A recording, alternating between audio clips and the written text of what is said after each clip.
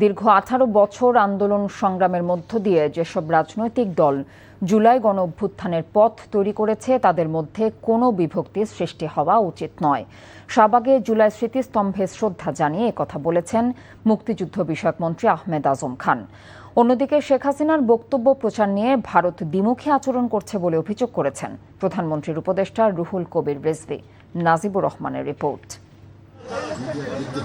রাজধানীর গুলশানে জুলাই অভ্যুত্থান উপলক্ষে আয়োজিত আলোকচিত্র প্রদর্শনীতে ভারতে বসে ফ্যাসিস্ট শেখ হাসিনার দেয়া অডিও বক্তব্যের কড়া সমালোচনা করেন প্রধানমন্ত্রীর রাজনৈতিক উপদেষ্টা ও বিএনপির সিনিয়র যুগ্ম মহাসচিব রুহুল কবির রিজভী। ব্রিটেনের একজন আইনজীবী, তিনি এসেছেন ন্যায়সঙ্গত একটি লড়াই করার জন্য। দেশের সাবেক প্রধানমন্ত্রী, তার আইনি লড়াই করার জন্য তাকে হাসিনা ঢুকতে দেয়নি বলে ভারত দিল্লিতে তাকে প্রেস কনফারেন্স করতে দেয়নি।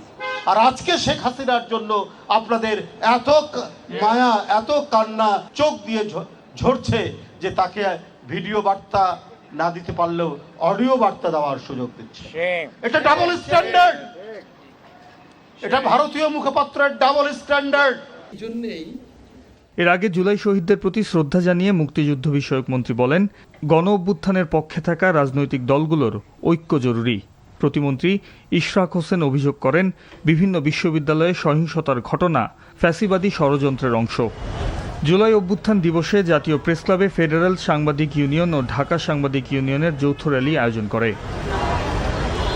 এদিকে জুলাই অভ্যুত্থান উদযাপন কমিটি আয়োজিত এক অনুষ্ঠানে সংসদ সদস্য রোকেয়া বেগম অভিযোগ করেন, গণ অভ্যুত্থানে যেসব পরিবর্তনের প্রত্যাশা ছিল তা পূরণ হয়নি।